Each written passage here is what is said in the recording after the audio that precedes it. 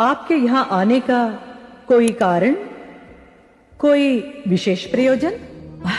बस यूं ही माते, एक बार नारद जी ने प्रसंगवश बात छेड़ दी कि हम तीनों देवियों में सर्वश्रेष्ठ कौन है। इसी दुविधा में हम तीनों फंसी हुई हैं।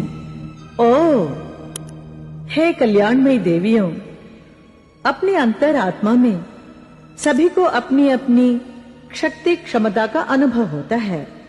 आप ही कहो, आप तीनों का निजी अनुभव क्या कहता है?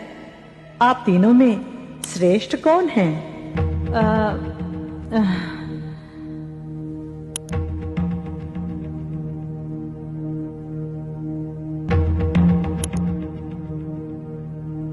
हाँ हाँ कहो।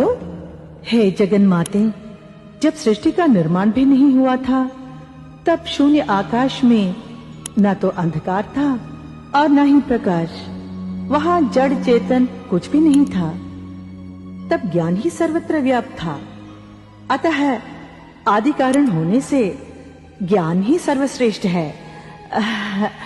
ये मेरा मत है। हे सर्वमयी माते, बिना आधार के ज्ञान की कोई स्थिति नहीं रहती। बिना स्थिति के ज्ञान क्रियावान होकर प्रकट भी नहीं हो पाता। और जब ज्ञान आदि कारण बनकर प्रकट होता है, तो लक्ष्मी ही उसे पालती, पोसती और पल्लवित करती है।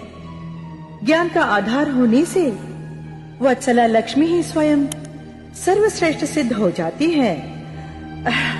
ऐसा मेरा मत है। हे ललितांबे मां, शक्ति के बिना न ज्ञान स्थिर रहता है और न ही लक्ष्मी। बिना शक्ति के दोनों के अस्तित्व बवंडर में उड़ती धूल के समान होता है।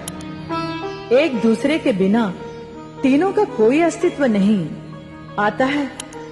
तीनों का महत्व समान है, तीनों की महिमा समान है।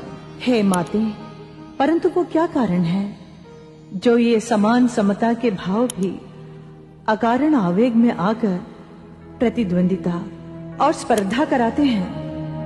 ऐसा क्यों है माते? हे देवी, ये प्रतिद्वंदिता, होड़, स्पर्धा अस्तित्व के भाव हैं और इसी भाव ने सृष्टि के आरंभ में अहंकार के रूप में जन्म लिया था।